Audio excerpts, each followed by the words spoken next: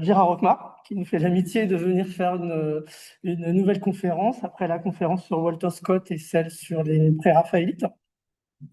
Alors, Gérard Roquemart est le vice-président honoraire de France-Grande-Bretagne, membre fondateur du CRECIB, ancien professeur de Cagne au lycée Potier d'Orléans, et il a écrit de nombreux ouvrages, notamment une biographie d'Henri VIII et un récent dictionnaire des auteurs catholiques des îles britanniques. Donc, je vais le laisser vous présenter sa conférence. Merci Christophe. Oui, donc nous allons parler des échanges de quelque chose que tout le monde connaît, qui est le fait qu'il y a eu des échanges linguistiques abondants entre le continent et les îles britanniques au cours des siècles, et ça remonte à très très loin, puisque en fait, il y avait les mêmes populations des deux côtés au départ. Si César a voulu, en 44 avant Jésus-Christ, envahir l'Angleterre actuelle, c'est parce que les tribus gauloises d'Angleterre servaient de base arrière et de soutien à leurs cousins du continent. Et on le sait, par exemple, dans le Sussex, la tribu gauloise qui était établie, c'était les Atrobates. Les Atrobates, ce sont ceux qui ont donné le nom de l'Artois en France, parce qu'il y avait dans la région de l'Artois des Atrobates.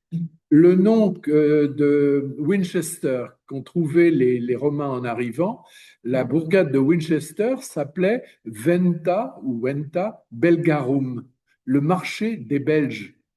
C'était une tribu, une tribu. Donc, il y avait les mêmes tribus, et donc, on peut supposer que, justement, dans la mesure où ils étaient alliés et où ils partageaient le même langage, il y avait déjà de nombreux échanges linguistiques. On sait aussi, quand même, depuis toujours, que lorsqu'on échange des mots, c'est parce qu'on échange des choses ou des idées.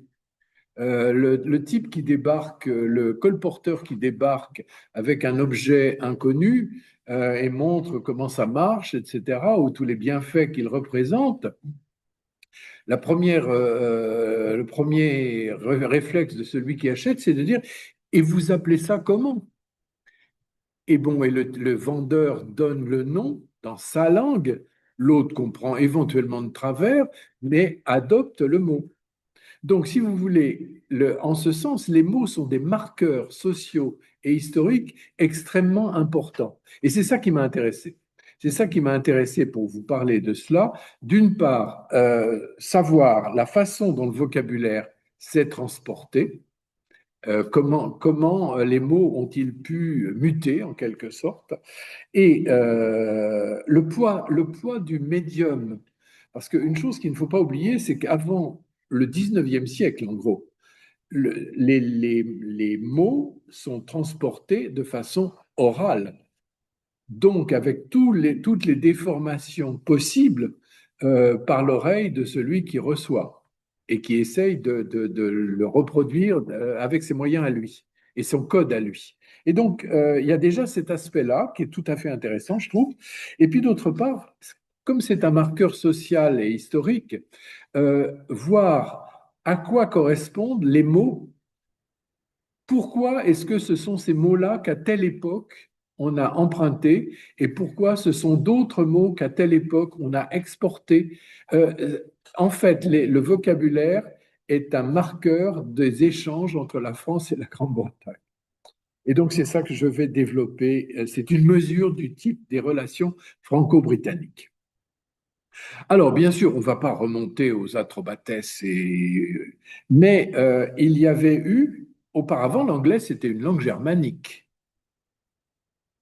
Une langue germanique, ce qu'on appelle le vieil anglais, est une langue du rameau germanique qui s'écrivait et qui se prononçait totalement différemment.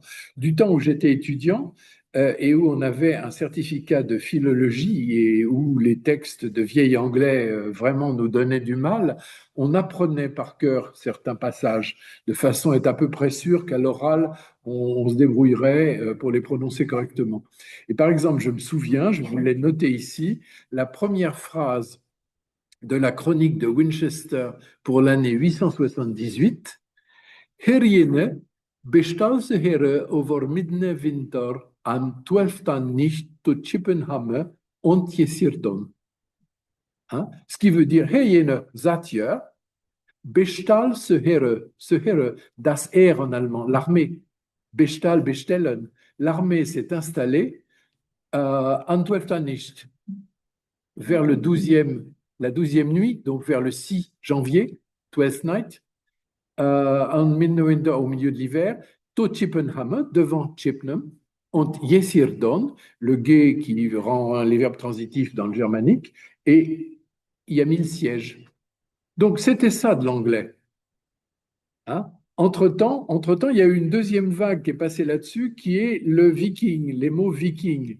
Alors, ils sont passés partout, ils ont donné les mêmes mots des deux côtés, justement, aussi bien en français, si j'ose dire, qu'en anglais. Par exemple, une crique en français, a creek en anglais, harpoon, un harpon, regret, bah oui, il y avait de quoi regretter leur passage, rogue, wreck, le naufrage, les ruines, et vrac, lorsque les Vikings étaient passés, les choses étaient en vrac, c'était un wreck. Donc ils nous ont donné quelques mots. Mais le gros choc, c'est 1066. Parce que 1066, il y a une arrivée massive de Français, de gens qui parlent une langue continentale, qui a déjà considérablement évolué depuis le latin et depuis le celte, et ces Français vont arriver et imposer des classes dirigeantes sur un pays qui a un peuple qui parle une langue germanique. Et ça va aboutir à l'anglais tel qu'on le connaît, qui a ces deux racines, ces deux sources, la source des mots germaniques et la source des mots d'origine franco-latine, en gros. Et ce qui est important, c'est de tenir en tête que ce français, il était parlé avec l'accent picard. Il était parlé avec l'accent du nord de la France. Hein. Et donc, il va y avoir une espèce de cohabitation avant qu'il y ait fusion, c'est-à-dire que les classes populaires, les classes ordinaires, les gens de souche vont utiliser une certaine langue et puis petit à petit, la langue des classes dirigeantes va diffuser. Et c'est tout à fait intéressant de voir, par exemple, que ça ne diffuse pas toujours de façon égale. Par exemple, dans les titres, on va imposer le baron, baron. Oui, mais on garde quand même le titre anglo-saxon des earls, le comte. De même, alors le cas bien connu de la nourriture. Les animaux qu'on élève dans les champs, les animaux d'élevage, c'est les swines, c'est les cows, c'est les oxen. Et tout ça, une fois sur la table du seigneur, le swine devient du porc, l'ox devient du bœuf, et ainsi de suite. Il y a cette juxtaposition. Encore une fois, c'est tout à fait important de tenir en mémoire que la transmission, elle est orale. Parce que jusqu'à la fin du XVIIe siècle, le français prononce les finales. C'est ce qu'on trouve encore, on le trouve encore chez Corneille et chez Molière. C'est ce qu'on appelle les rimes normandes. Corneille fait rimer la mère avec aimer, aimer. Hein? Molière fait rimer, trouve, en dépit des défauts qu'on lui trouve, je me sens de l'amour pour cette jeune veuve, le misanthrope. Et les voyelles ont éventuellement un son légèrement différent, fermé, treuve, veuve, la gageure. Hein, on a encore ces sons-là en français, et jusqu'en gros vers la fin du 18e, fin du 17e, et on prononce les finales. Et troisième caractéristique, on a encore en français des affriqués. Alors avec deux F, hein. Les affriqués, c'est des syllabes où il y a encore une espèce de chuintement. C'est les tche et les dje. Le français l'avait. On l'a encore dans certains patois. Moi qui parle patois vendéen, je peux vous dire que nous avons des tche et des dje encore. Et donc, au fait, les affriqués, si vous prêtez l'oreille, dans le français de banlieue, écoutez bien dans le métro, il y a des Africains qui reviennent.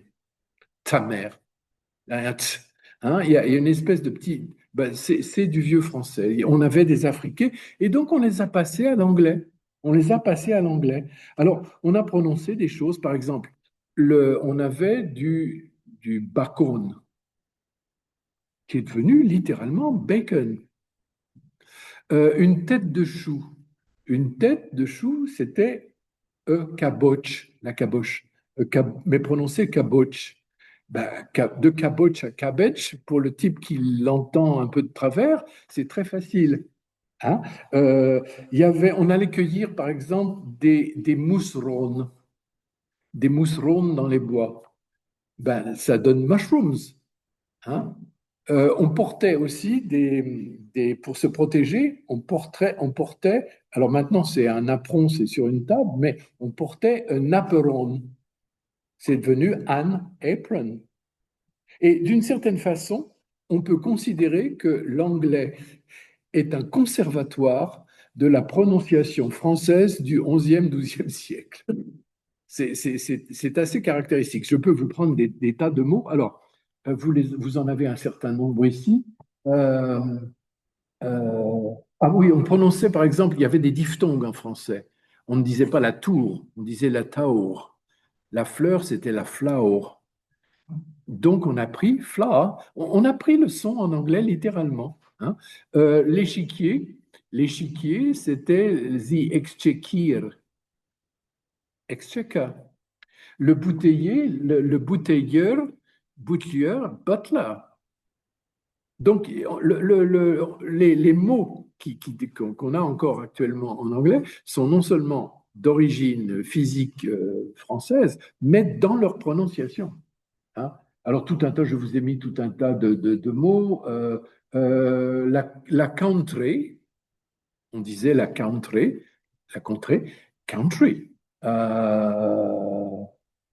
Pelgrim, Pilgrim, euh, le châtel, on ne prononçait pas le P, le châtel, château, etc. Donc, encore une fois, il y a eu tout un tas de mots comme ça. Alors, la grosse importation, elle est justement 1066 et les Plantagenets. Mais il y a eu, ça a continué, il y a eu du côté du moyen anglais, donc déjà beaucoup plus tard, jusqu'avant 1400, il y a d'autres mots qui sont importés mais alors par exemple, il y a le mot l'armée, armée, le mot influence, influence, euh, virtue, la vertu, on prononçait les E, la vertu, virtue, bon, et la librairie au sens, Montaigne a une librairie pour une bibliothèque, donc library, on l'a importé tel quel. Hein. Euh, on a importé aussi des mots en héraldique. Hein, des mots français, sable, sable pour noir, gueule pour rouge, etc. On a importé le sterling. Le sterling, c'est l'esterlin français qui a été une monnaie frappée exprès pour payer la rançon de Jean le Bon. Et donc, c'est prononcé les sterling, sterling, et ainsi de suite. Alors, encore plus tard, sous Henri VII.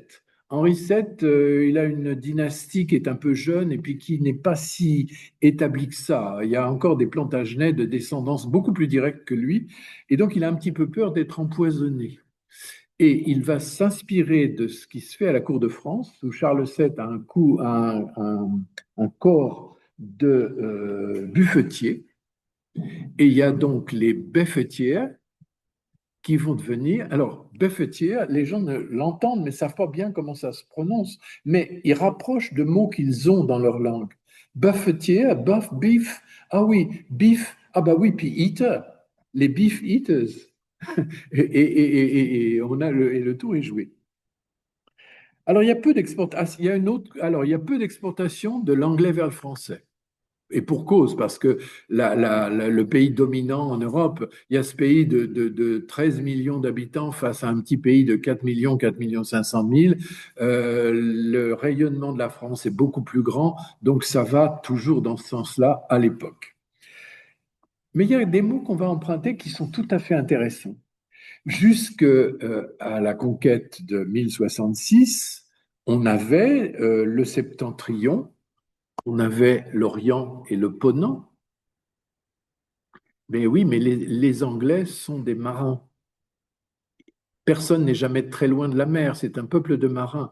Et on va leur emprunter les mots qu'ils ont récupérés des Vikings, et on va récupérer le nord, le sud, l'est et l'ouest, qui sont des importations de l'anglais vers le français à cette époque-là. Alors, il y aura quelques autres importations. Il y a des choses que je trouve assez amusantes. Pendant la guerre de Cent Ans, les soudards anglais qui vont dans les provinces de l'Ouest, en Poitou ou à La Rochelle, etc., tombent sur des paysannes qu'ils voudraient bien embrasser, mais les paysannes ont des coiffes à bas volets, parce qu'il s'agit de aller jusque récemment, c'est vraiment un marqueur social défavorable que d'être très bronzé. C'est à partir de 1920 qu'au contraire, il faut être jeune et bronzé. Avant, il ne faut pas, faut avoir un teint de lissé de rose. Et donc, les paysannes essayent de se protéger quand même pour ne pas se faire brûler la peau. Elles ont des coiffes à bas volets. Ce sont les soudards anglais qui vont leur donner le nom. On appelle ça une quiche-note. Et ça s'appelle une quiche-note, Q-I-C-H-E-N-O-T-E, tout simplement parce que c'est kiss note. Ils n'arrivent pas à embrasser à cause des bas-volets. Il y a un deuxième mot qui m'amuse parce que j'ai des attaches un peu dans le Lot. À la sortie de Cahors, il y a c'est pratiquement maintenant une partie de Cahors, c'est un village qui s'appelle Bégous. Begaux. On prononce les finales en occitan. Donc Bégous. Pourquoi? Eh bien, Bégous, c'est parce que pendant une période de la guerre de Cent Ans, il y a eu une garnison anglaise dans la forteresse qui dominait le Lot à cet endroit-là. Et c'était The Big House, la grande maison. Et la grande maison a donné, à l'heure actuelle, Bégous. Et il y a des tas de choses comme ça dans la toponymie de ces régions-là qui ont été passablement occupées. Il y a des tas d'autres exemples, si vous voulez. On va passer à plus tard, parce que il va y avoir une deuxième vague massive d'importation de mots qui va être le grand siècle. Pourquoi?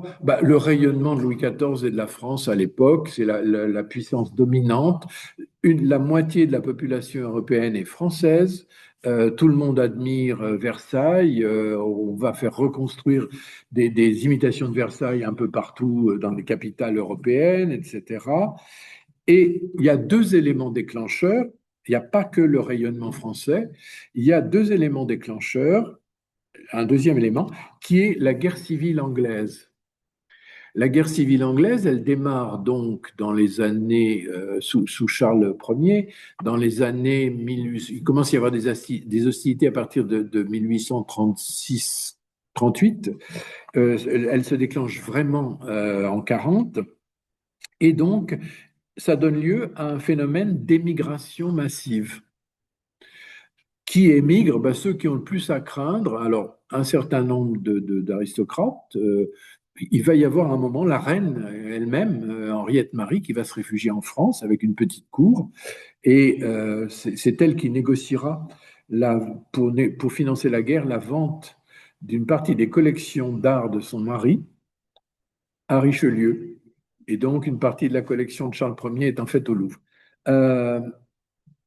Donc, il y a autour de la reine Henriette Marie, mais il y a aussi tout un tas de personnes qui ne peuvent plus travailler. Il y a un certain nombre d'intellectuels des universités qui voient Oxford est un lieu de bataille, etc., et donc qui se réfugient.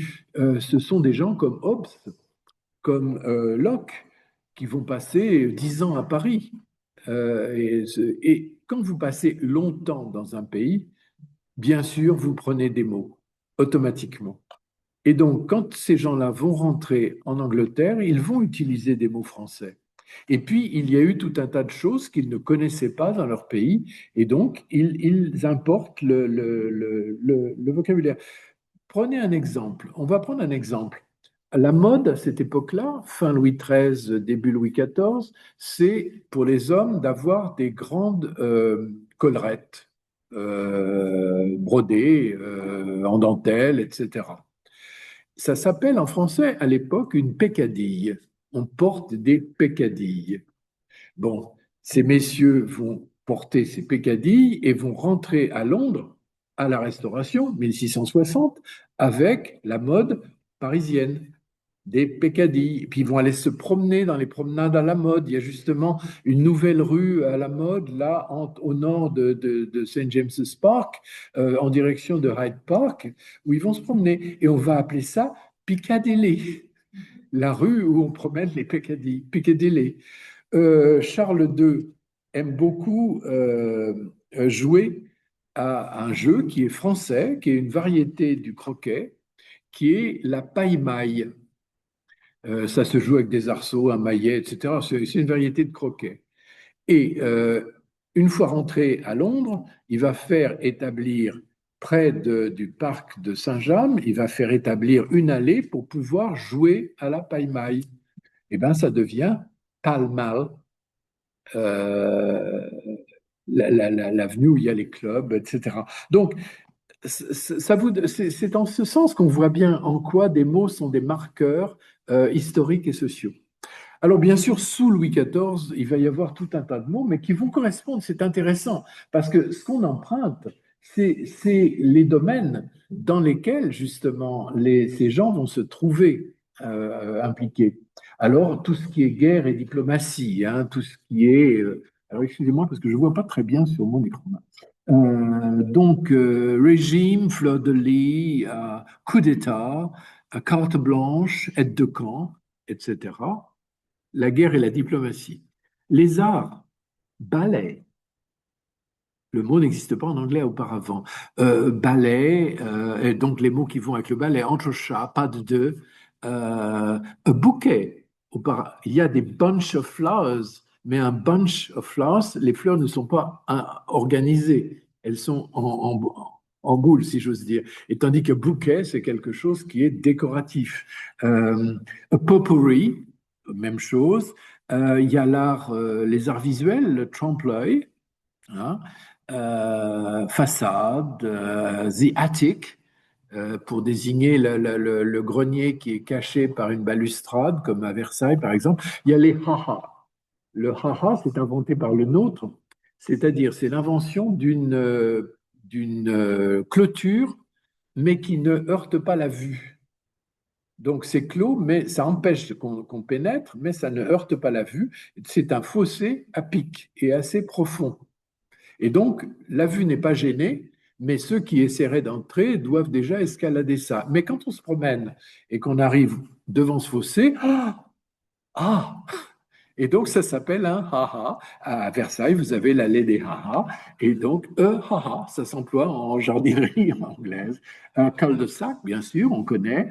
Euh, quand on joue à quelque chose un peu à la bataille navale, nous, ou quand on fait en anglais une remarque à quelqu'un et que, oui, ben, il est bien obligé de l'accepter, touché. Ça vient de l'escrime, etc. Donc, les mondanités. Alors, les mondanités, ça, je trouve, je ne sais quoi. Billet doux, rendez-vous, coquette, rouge, pour du rouge qu'on met aux joues, euh, coup de foudre. Bon, vous avez la liste sous les yeux, il y en a des dizaines et des dizaines. Puis, bien sûr, la gastronomie.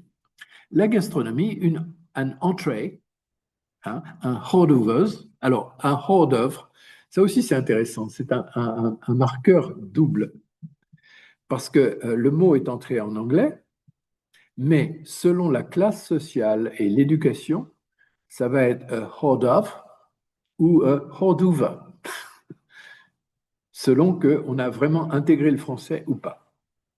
vol au vent, brioche, café, etc. Voilà. Ah, j'avais oublié dans les noms de lieux Rotten Row. Oh, celui-là est magnifique. Rotten Row, c'est Guillaume III qui est asthmatique et à Londres avec les brouillards, etc. Il a des crises d'asthme et il préfère aller s'installer à Hampton Court. Mais il est bien obligé de venir pour des raisons politiques ou autres à Londres.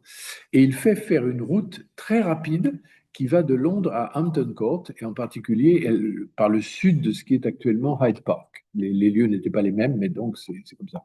Et c'est la route au roi. Et la route au roi devient Rotten Row, parce que ça fonctionne à l'oreille. C'est pas la première fois. Il y a ce carrefour de Londres qui s'appelle Elephant and Castle. Elephant and Castle, c'est parce que le roi Henri III, donc le fils de Jean Santerre. Le roi Henri III avait épousé une infante de Castille, Éléonore de Castille, et puis elle est morte dans le nord. Et il voulait la faire ramener pour l'enterrer à Westminster Abbey. Donc, il a fait rapporter le corps et qui était porté comme une chasse sur le dos, à dos d'homme. Et à la fin de chaque jour, quand on posait la chasse pour la nuit, on élevait une croix. Alors, il y a tout un tas de croix en Angleterre qui subsistent de cette époque-là. La dernière, c'est celle qu'on a construite au village de Charing, et donc c'est Charing Cross. Et la croix, elle a été reconstituée sous Victoria, mais elle est dans la cour de la gare. Et avant d'arriver à Charing Cross, ça s'est arrêté, le cortège funèbre s'est arrêté à ce carrefour au sud de Londres. Et un tavernier a changé le nom de sa taverne et il l'a appelé à l'Infante de Castille. Et à l'Infante de Castille, entendu par les oreilles locales, c'est devenu quelque chose qu'on identifiait nettement mieux, Elephant and Castle, c'est-à-dire souvent la tour au jeu d'échecs, qui représente quelquefois un éléphant avec une tour sur le dos. Donc Elephant and Castle pour à l'Infante de Castille. Les choses vont complètement s'inverser au XVIIIe.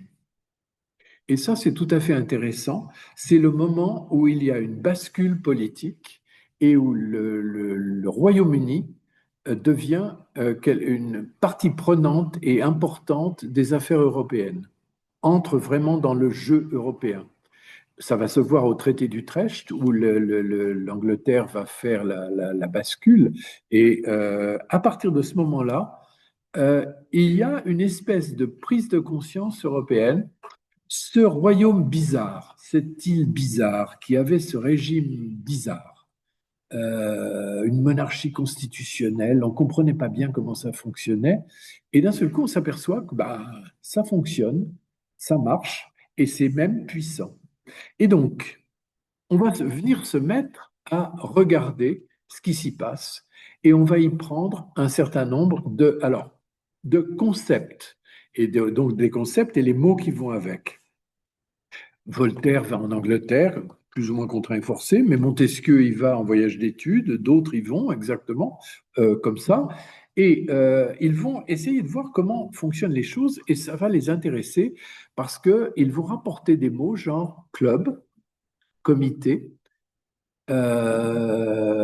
parti, majorité. Ils vont copier les mots majority, party, etc.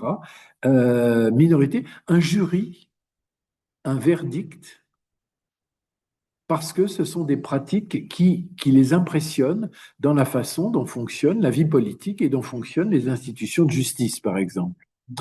Ça va plus loin parce que il y a aussi des adjectifs qui vont avec quelquefois, alors il y a rien de plus ingrat qu'un adjectif pour des dérivés de sens. Parce que dans un adjectif, ça porte l'affect dans une phrase. Et on peut éventuellement se tromper. Impopulaire, pour nous, c'est quelque chose, c'est l'impopularité. En français, ça va être l'impopularité de quelque chose qui n'a pas l'assentiment des autres. Alors qu'en anglais, au départ, c'est unpopular. c'est-à-dire qui n'est pas du domaine du peuple, qui est quelque chose d'aristocratique. De même, sentimental. Sentimental, pour nous, sentimental, c'est fleur bleue, c'est cet aspect-là. Alors que sentimental, quand Sterne écrit son Sentimental Journey en 1764, c'est un voyage qui le fait réfléchir sur ses sentiments, sur ses opinions et ses sentiments. C'est pas du tout ce sens-là. Romantique, mais romantic, c'est romanesque en anglais. C'est pas romantique, là aussi, avec toute la charge d'émotion qu'il y a derrière. Donc, éventuellement, sur les adjectifs, il y a un changement de sens. Alors, il y a d'autres mots qu'on emprunte, qui est le punch, par exemple. Des choses. Une nation de boutiquiers, ben, elle a des choses en stock. Le stock d'objets, d'idées, etc. Le mot stock entre en français à ce moment-là. Le français continue à exporter au XVIIIe, continue à exporter, toujours dans la même ligne, des arts mondains, de l'art, du luxe, etc. Un amateur, chaise longue, débutante, étiquette, bien sûr, Pompadour. Pompadour, nous, ça nous dit absolument rien. En fait, Pompadour, c'est une houppette. Riquet à la houppe. Il a un Pompadour. Tintin a un Pompadour. Ronald Reagan avait une coiffure avec un Pompadour. C'est comme ça que c'était désigné. Soirée. Bon, on continue, savoir-faire, tour de force, charaban. Et puis, laisser faire. Dieu sait si c'est un concept tout à fait important.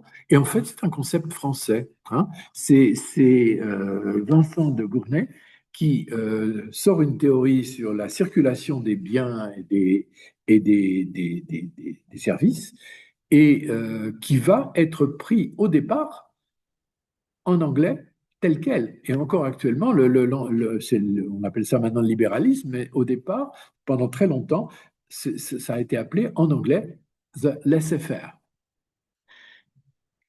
Dans les objets qu'on continue à exporter, il y a les tissus. Il y a des tissus, il y a la toile de Nîmes, la grosse toile de Nîmes qui sert à faire des vêtements de travail. Et ça va donner le denim. De même que la toile de Gênes ou le velours de Gênes va donner le jeans. Parce que, mais c'est intéressant ça. Pourquoi? Parce qu'il y a le son, mais d'un seul coup, on voit que l'alphabétisation augmente. Parce que jeans, c'est de la prononciation, mais c'est de l'écriture. Il y a cette F là qui gêne. Parce que sinon, le français qui vend son velours de Gênes, à l'époque, il ne prononce plus les S. Il dit Gênes. Et on prend jeans, ah ben ça veut dire, c'est un très bon indicateur qu'on ne l'a pas pris à l'oreille, mais à l'écrit, à l'oral, en le voyant écrit. Voilà, alors il y a OK. OK, c'est beaucoup plus discuté. Hein, c'est beaucoup plus discuté. Ça, c'est en Louisiane. C'est en Louisiane que le mot aurait été exporté. C'est parce que dans les plantations de coton, les ouvriers ramassaient le coton et l'amenaient au régisseur ou à un contrôleur quelconque qui vérifiait la qualité du coton. Et si le coton était de bonne qualité, OK. On l'envoyait OK pour l'envoyer en Europe. Et donc, il y a une forte présomption que OK soit une habitude prise par les Américains qui entendaient les francophones de Louisiane parler de cette façon-là et se le serait pris. Bon, c'est très discuté sur OK, il y a plusieurs origines possibles. Ce qui est intéressant, c'est qu'on va avoir aussi les débuts de la révolution industrielle. Et là, ça va changer les choses.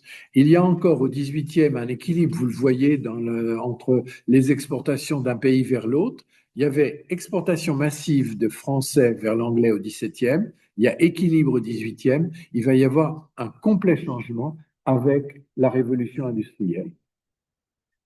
Ce qui est intéressant là aussi, c'est de voir que le seul domaine dans lequel les Français avaient de l'avance a justement donné un mot en anglais. Les Français étaient en avance sur la construction de canaux et sur les transports de marchandises par canaux par rapport à l'Angleterre. Ça avait démarré avant en France. Ce qui est tout à fait intéressant, c'est que le mot anglais, c'est canal, et accentué sur la deuxième, ce qui nous assure que c'est le mot français. Pourquoi il y avait déjà le mot channel? Pourquoi est-ce qu'on aurait emprunté un mot? Ben, on a emprunté un mot parce qu'on n'avait pas la chose et on a emprunté le mot qui allait avec la chose. Canal. 19e, 19e, là, il y a un flux massif d'échanges et là aussi pour deux raisons. D'une part, les émigrés français en Angleterre et puis la révolution industrielle. Plus tard, il y aura encore un autre effet. Alors, les émigrés français, les premiers partent dès le 14 juillet 89 ou dès le 15, et certains ne vont revenir qu'en 1815. 26 ans loin de la France. On prend des habitudes en 26 ans. Et on prend des habitudes et donc on prend des mots. Et ce que découvrent les immigrés, c'est des habitudes différentes, par exemple en domaine de sport. On ne fait pas de sport en France. Mais en Angleterre, il va y avoir des choses qui s'appellent du sport. Ce qui est amusant, c'est que c'est un vieux mot. C'est un vieux mot, se désporter, c'est s'amuser en France, en vieux français. Et on a passé se désporter, on a laissé tomber le début, sport, et ça a donné le sport. De même, justement, dans le sport, ils vont découvrir le tennis. Et le tennis, c'est parce que quand on jouait à la paume, celui qui servait au XIIe siècle ou XIIIe siècle, qui prononçait les finales, disait tennis. Et tennis a donné tennis. Et on nous le renvoie au XIXe dans ce vocabulaire du sport. Alors, il y a tout un tas de mots comme ça. Euh,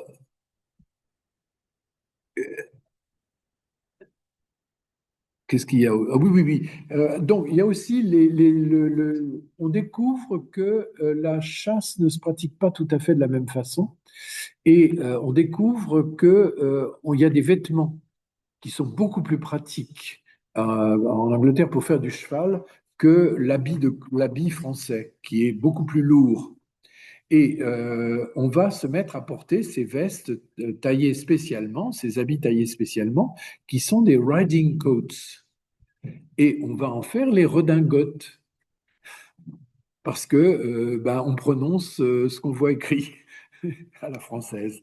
On joue aux boules sur des bowling greens, mais bowling green qu'on voit écrit, c'est des boulingrins. On a des animaux. Alors, on aime beaucoup les animaux en Angleterre. On est plus intéressé qu'en France. Et les animaux, on les sélectionne soigneusement et ils ont des pédigrés. Mais là aussi, c'est un vieux mot français. C'est le pied de grue. Le pied de grue parce que lorsque vous avez un arbre généalogique, vous avez au milieu la personne qui sort d'un père et d'une mère. Quand vous tracez, ça vous fait une espèce de marque à trois traces, comme un pied de grue. Et ça, le pied de grue a donné le pedigree. Donc, on a aussi un dog, on a aussi... Ah, la moire. La moire, c'est les effets que font la laine mohair. Mohair, ça va donner moire, par exemple. Alors, il y a le yachting, il y a le yacht, il y a le jockey, il y a le lunch, le lunch. Le lunch, parce que c'est ce repas rapide qu'on se prend à midi, comme ça, qui n'est pas un véritable dîner assis et servi avec des plats, etc. Il va y avoir le sandwich, bien sûr. Il y a le roast beef. En France, on mange la viande bouillie à l'époque. Et en Angleterre, on fait de la viande rôtie. Donc le roast beef, on entend roast beef et on écrit roast beef. Et puis il y a ce mot que j'aime beaucoup, le budget. Le budget, c'est aussi un mot qui nous revient. Au Moyen Âge, on avait son argent dans ses pièces dans une escarcelle qu'on portait à la ceinture. Et quand on marchait, cette escarcelle bougeait. On avait donc le bouget, mais qu'on prononçait en français bougette, ou budget même, avec une affriquée.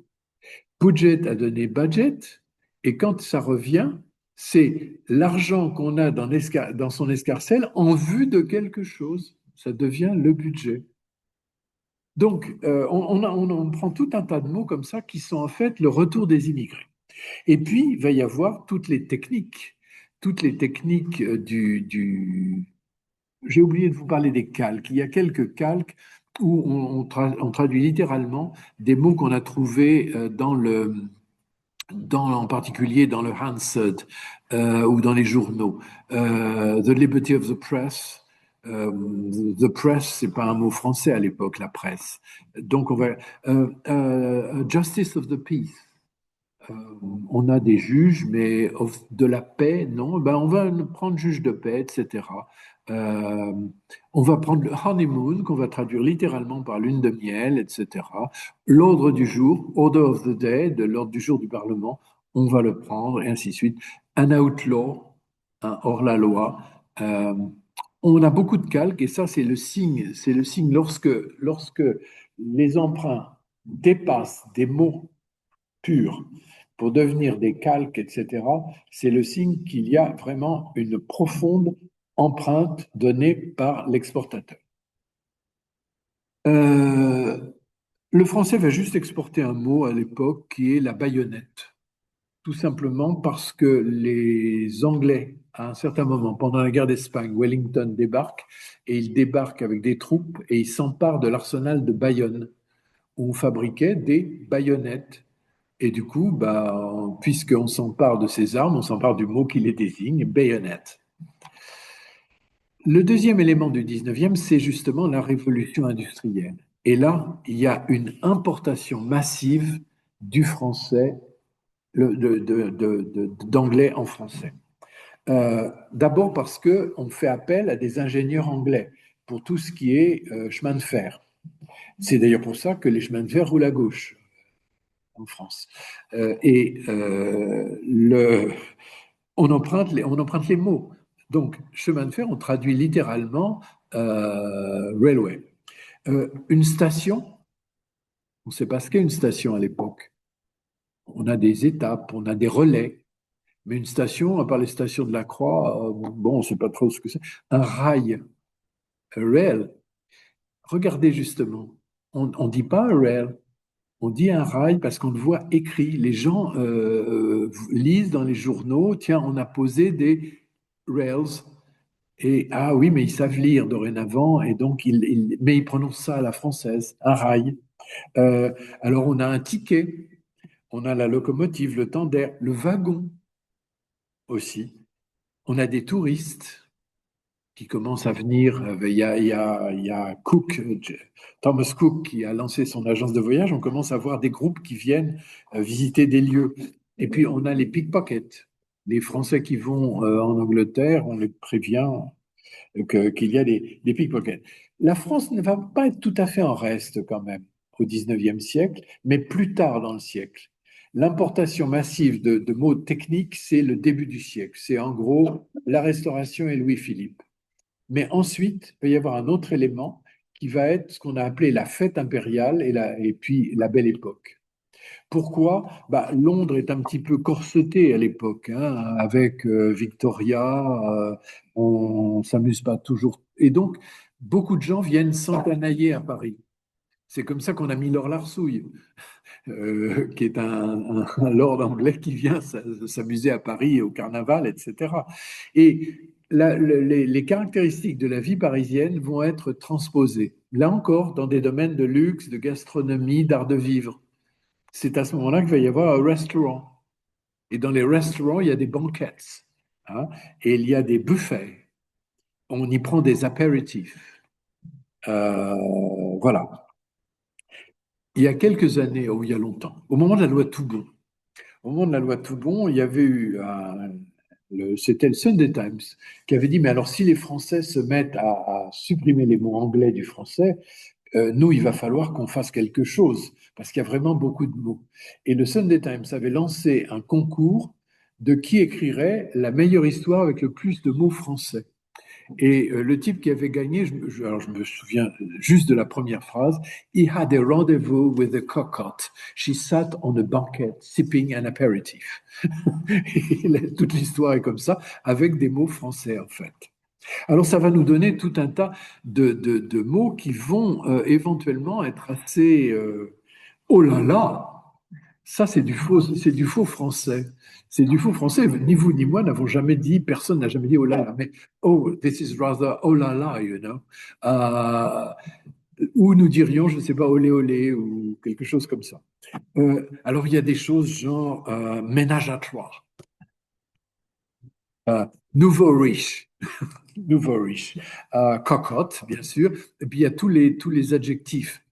Oh, this is rather risqué, rather osé. Hein. Euh, alors, on crée même des mots. A connoisseur, mais on l'écrit connoisseur. Bon, connoisseur. A bon viveur. Nous disons bon vivant, mais bon viveur. Il y a des couturiers. OK? Euh, il y a dans les vêtements, il y a des dentelles, il y a du ruché. Et on fait aussi du macramé. Hein. Tous ces mots-là entrent dans l'anglais. Je vous prends juste quelques-uns parce qu'il y en a vraiment beaucoup, beaucoup. Euh, mais par exemple, il y a milieu, il y a métier. Oh no, no, he's not really a professional. This is not his métier. Il n'a pas la fibre. Hein. Ok. Tous les adjectifs blasé, touché, recherché. Ah oui, j'ai oublié. Il y avait ménage à trois, il y avait tête à tête, il y avait femme fatale, il y avait voyeur, il y avait to be de trop, quand on est, on est un peu un intrus. Il y a tout le vocabulaire de la nourriture, hein, omelette, digestif, plat du jour, foie gras, etc. Euh, il y a les arts. Les arts sont importants. Il y a tout un tas de rapins là, qui créent de nouvelles choses. Avant-garde, art nouveau, bric-à-brac. This is déjà vu. Euh, voilà. Donc, ennui, ennui, bien sûr. Bête noire, bête noire. She's my bête noire, you know. La crème de la crème. Alors, how are you today? Well, comme ci, comme ça. Vive la différence, etc. C'est la vie. Lorsqu'on dit au revoir à quelqu'un, bon voyage, on lui offre même éventuellement le coup de l'étrier, bon voyage, drink. Hein. Euh, voilà. Il y a une revue, mais au sens d'un spectacle, pas d'un magazine. On va quand même avoir des mots qui vont venir en anglais, en français, sur la fin du siècle, lorsque la science va un petit peu s'organiser. Et on va prendre, à part, nous on a Ampère, mais on va prendre en français tous les mots genre des watts, des Faraday, des Kelvin, des Joule, etc. Et puis, on va s'intéresser aux chiens davantage. Et on va avoir des boxers, attention à la prononciation, des pointers. On va les prononcer de la façon dont on les voit écrits. Parce que, ça y est, cette fois-ci, l'anglais pénètre par l'écrit. Il y a des reporters, on a des métingues. Il y a une chanson qui s'appelle Le Grand Métingue du Métropolitain. C'est un meeting, hein, c'est pas encore un meeting, ça viendra après. Donc, beaucoup d'échanges, mais qui sont significatifs des choses qu'on échange, de la façon dont l'un voit l'autre. Nous voyons les Anglais, à travers l'anglais, comme une nation de bon, sportifs, d'accord, et puis de scientifiques, alors qu'ils nous voient comme une nation de jouisseurs, de bons vivants, etc. Et le vocabulaire est tout à fait significatif. On va passer à la Grande Guerre, parce que ça va être l'occasion suivante d'une rencontre entre les deux langues. Jusque-là, en gros, les gens qui venaient en France étaient des gens riches, étaient des Anglais de classe supérieure, des Britanniques de classe supérieure. Les Français qui allaient en Angleterre étaient soit des intellectuels, mais de toute façon, eux aussi, de classe supérieure. Il n'y avait pas eu de brassage au niveau populaire, au niveau du peuple. Et puis, il y a le déclenchement de la guerre de 14. Je vous rappelle que ce déclenchement, l'Angleterre à l'époque n'amène sur le continent en août 14 qu'un contingent, un corps expéditionnaire de 65 000 hommes, encadrés par des officiers. Les officiers viennent des classes supérieures, ils parlent français. Ils ont appris le français dans leurs public schools. Les soldats, quelquefois, sont jamais sortis de leur comté. On recrutait comté par comté, hein, on recrutait même village par village. C'est ce qui fait que quand il va y avoir des morts, souvent c'est tout un village qui est éradiqué, hein, à la différence de la façon française qui mélangeait les soldats, qui ne les mettait pas par origine. Au passage, les officiers, la taille moyenne des officiers britanniques en 14 est de 10 centimètres supérieure à la taille des hommes de troupe. Taille moyenne des officiers, c'est les chiffres de l'Imperial War Museum. 1,70 m en moyenne, taille des hommes de troupe, 1,60 m. Question de nourriture dans leur enfance, hein. Donc, on envoie ce corps expéditionnaire qui se fait laminer en deux batailles, à Ypres et à Mons. À la fin d'août, Mons, il n'y a plus de corps expéditionnaire. Et donc, il faut que Kitchener, ministre de la Guerre, lance un appel, Your King and Country want you, sur les affiches. Et donc, il va y avoir une espèce de volontariat, une levée en masse. Et d'ici la fin décembre, il y aura 400 000 volontaires qui vont venir sur le continent. Il n'y aura conscription qu'à partir de mars 1916. Au 1er janvier 1916, mais le temps qu'ils soient formés, qu'ils aient fait leur classe, il n'y aura pas de troupes conscrites avant mars 1916. Donc ces gens-là, ils viennent, ils sont patriotes, ils se sont engagés, mais ils ne parlent pas le français. Qui est-ce qui va leur donner des instructions, des indications pour savoir se débrouiller? Ben, pas les instituteurs français, ils sont mobilisés aussi. On a des photos que je trouve tout à fait émouvantes de soldats anglais dans des cours d'école, assis en rond, avec des gamins de l'école qui sont avec un tableau en train d'essayer de leur apprendre du vocabulaire français. Bon, mais ils vont bien sûr se débrouiller et ils vont se débrouiller oralement ou alors en interprétant ce qu'ils voient écrit. Et ça va donner lieu à des choses tout à fait étonnantes. Alors, il y a par exemple, tous les noms de lieux, ils vont les réinterpréter. Alors, Albert devient Bert, comme le diminutif du prénom. Auchonvillers, Ocean Villas. Audrey le haut et Audrey le bas, on voit très bien l'esprit bidasse, Audrey's top et Audrey's bottom, hein, voilà.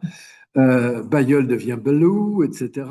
Montauban, Mondibon, etc. Popring, Poppenring, et ainsi de suite. Ypres, Wipers. Mais on va prendre des mots. On va prendre des mots du quotidien. Abri, banquette, mais banquette au sens l'endroit où on se tient en dessous du parapet, hein, sur lequel on monte pour voir au-delà. Barrage, camouflage, etc. Communiquer, sabotage, et ainsi de suite. Mais ce qui va être tout à fait amusant, c'est les mots des relations publiques. Parce que les soldats, ils vont, quand ils peuvent, qu'ils sont en permission ou qu'ils veulent aller un peu au ravitaillement, ils vont avoir affaire à l'épicier local et aux gens locaux, essayer d'acheter des œufs dans des fermes, etc. Et donc, ils vont avoir des mots comme beaucoup, qui va donner lieu à boko, compris, des œufs, des earths. Quand ils essayent de draguer et que ça marche pas, ils comprennent que le mot fâché, et ça va donner fâché, hein. Ce mot qui est magnifique, c'est napou. Napou, je l'ai encore entendu. Je l'ai encore entendu dans un contexte très très précis. Je ne sais pas si ça s'emploie encore, mais have you heard about John? No? What's wrong with him? What happened to him? Oh, Napoo. C'est-à-dire dans la situation où nous, on dirait, tu sais pas, le pauvre Caput, c'est-à-dire, il est mort. Et je l'ai encore entendu dire dans l'annonce d'un décès. Bon, wow, le pauvre. Hein. Et ça a été pris à ce moment-là, c'est il n'y en a plus. Euh, Ce que j'aime beaucoup, c'est tout de suite. Tout, tout de suite qui devient tout de suite et qui donne lieu à un proverbe de tout de suite. Hein. Ça, c'est magnifique comme création verbale. Totalou, Sanfaria. Et puis cet autre mot du gros qui tâche, du gros rouge, planque, qui est un mot c'est même pas de l'argot, c'est de l'anglais courant. Euh, Ça vient du fait qu'ils allaient dans des estaminets pour acheter du vin, mais ils n'avaient pas les moyens de se payer du vin bouché, etc. Donc, ils demandaient le vin du patron. Le vin du patron, il était derrière le comptoir sur des planches. Mais dans le Nord, une planche, c'est planque, une planque. Et donc, le mot du vin de planque est devenu du plonk. Et c'est resté en anglais actuel. Donc, et puis alors, il y a cette merveilleuse façon de frapper aux portes. Cette façon de frapper aux portes que les Tommies, ou les Taffies gallois, ou les Andes écossais, ou les Paddies irlandais, ont passé aux Bidas français, qui étaient, eh bien, c'est parce que c'était une plaisanterie entre soldats. Les prostituées anglaises n'étaient pas en maison close. Elles étaient des indépendantes. La structure n'était pas la même. Il y avait des maisons closes, mais il y avait beaucoup d'indépendantes. Et elles n'avaient pas le droit. Scotland Yard interdisait qu'elles stationnent. Donc elles marchaient. Vu le temps, à Londres, elles avaient toujours un parapluie. Et quand il passait un chaland éventuel devant elles, du bout de la pointe de leur parapluie, elles tapaient, ce qui voulait dire Meet me in Piccadilly. Et donc, et donc, oui, c'est du rap. Meet me in Piccadilly. Et donc, les soldats avaient trouvé ça amusant de frapper comme ça aux portes des chambrées des autres, etc. Les Français ont trouvé que finalement, c'était très, très drôle, et ainsi de suite. Et c'est une habitude qui a duré. On l'entend encore éventuellement, cette façon de frapper. Donc, les échanges de la Grande Guerre. Ce qui est intéressant, c'est que l'acquisition, comme je vous ai dit, on s'aperçoit qu'elle devient visuelle et non plus orale. Par exemple, le président américain, les gens de l'époque l'appellent le président Wilson. Les Français l'appellent le président Wilson. Et ils font tourner leur camion au gasoil. Hein? Gas oil. Ça, c'est l'arrivée des Américains. De même, ils apprennent des mots. Ils jouent au poker. Ils voient des bulldozers. Il y a des managers. Il y a des reporters. On démarre ses voitures avec un starter, c'est-à-dire qu'on prononce à la française encore à l'époque. C'est la Deuxième Guerre mondiale et le fait qu'il y ait la radio qui va complètement transformer les choses. Et dorénavant, après la Deuxième Guerre mondiale, on va se mettre à prononcer les mots selon leur prononciation d'origine. Il y avait le président Wilson, mais il y a le Premier ministre Wilson.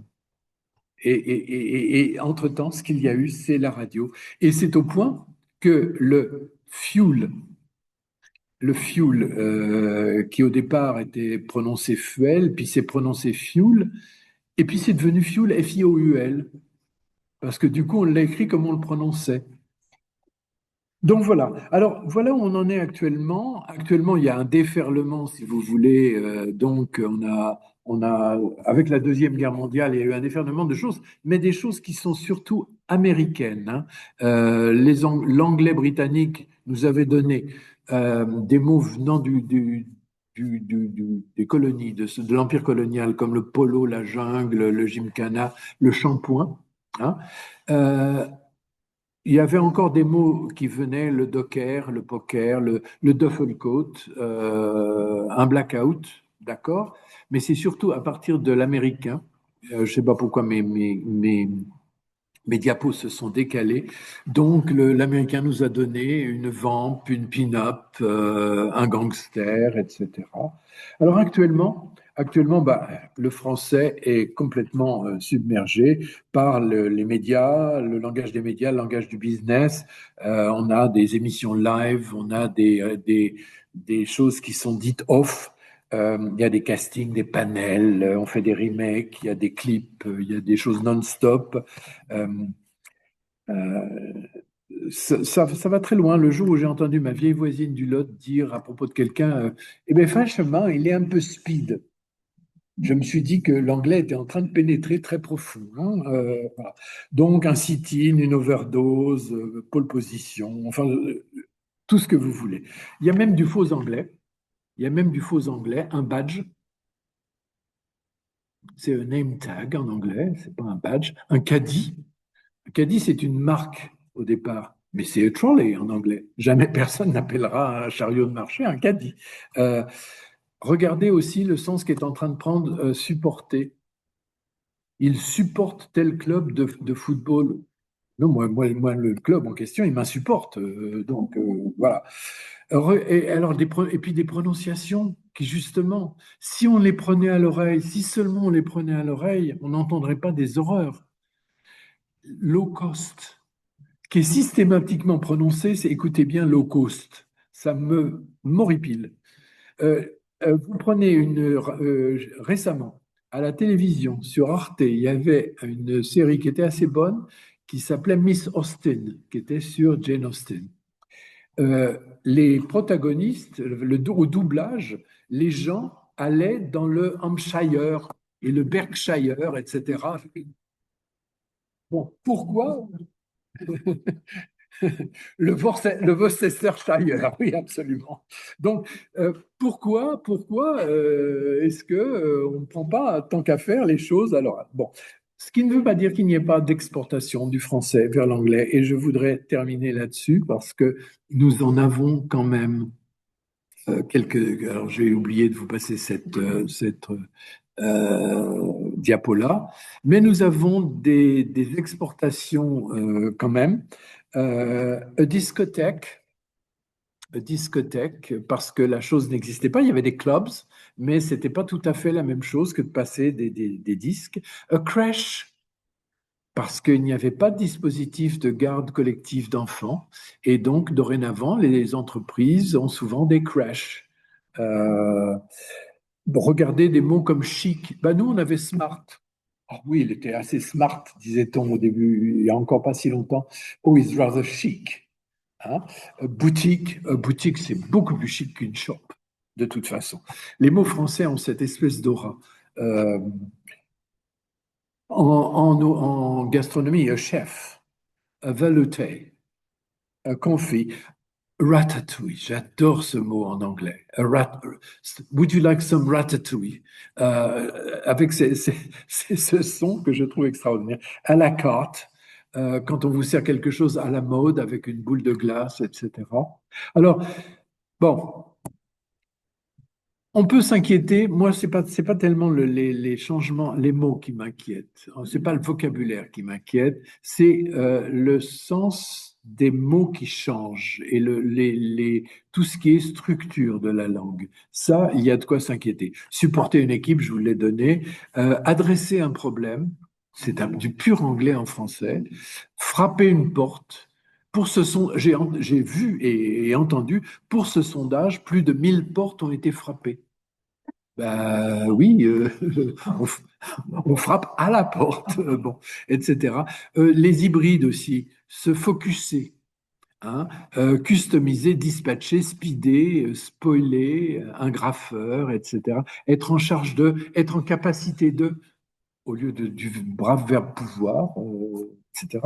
Donc c'est plutôt ça qui me semble une source d'inquiétude pour le français. On ne pourra pas l'arrêter. Et encore une fois, j'ai quand même quelques espoirs sur les exportations. Euh, sur les derniers, il y a quand même Gîtes, il y a quand même Baguette, il y a quand même Rosé. la mode du rosé, aubergines et courgettes, qui sont des légumes qui ne sont pas cultivés en Angleterre et qui commencent à l'être avec le changement climatique, mais qu'on a découvert en venant manger sur le continent, etc. Et puis, un adjectif qui me semble être en train de venir à la mode en anglais, dans ce que je peux lire, c'est opaque. Qu'on ne trouvait pas. Et avec toutes les histoires un petit peu glauques, Epstein, oh, well, this is rather opaque, you know. Et je l'ai beaucoup entendu ces derniers temps, opaque. Donc, voyez, nous exportons encore. Voilà, je vous remercie.